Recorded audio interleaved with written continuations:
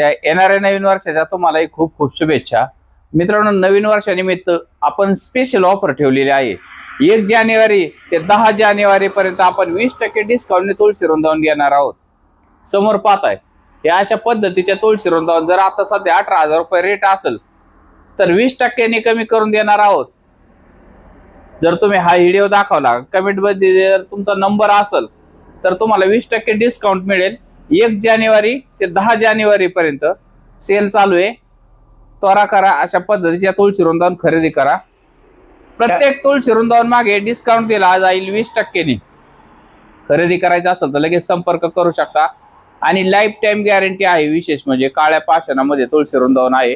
तर दगडाची क्वालिटी पाहताय तुम्ही, तुळशी वृंदावन नरम दगडामध्ये मिळतात. तर आपल्याकडे तसं नाहीये. हा डोंगराचा काळा गोटा आहे. या डोंगराच्या काळ्या गोट्यामध्ये तुळशी वृंदावन उपलब्ध असतं. हे पाहताय असं यामध्ये तुळशी वृंदावन उपलब्ध आहे. खरेदी करायचं असेल तर लाईफ टाइम गॅरंटी दिली जाते. कॉन्टॅक्ट करू शकता. भरपूर प्रमाणात माल उपलब्ध आहे. कॉन्टॅक्ट करा.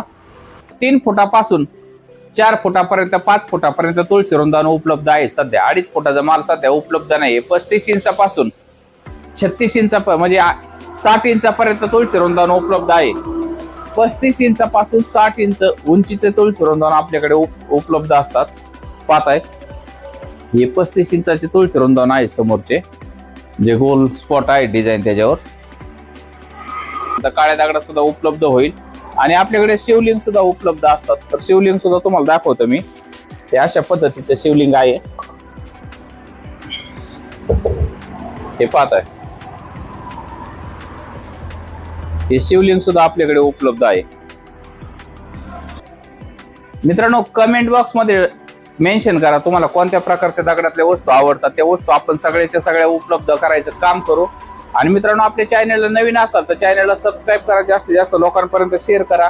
ज्यांचे कमेंट बॉक्स मध्ये नंबर मेन्शन असतील त्यांना आम्ही स्वतः वैयक्तिक कॉन्टॅक्ट करू आणि त्यांना 20% डिस्काउंट देण्याचा प्रयत्न करू.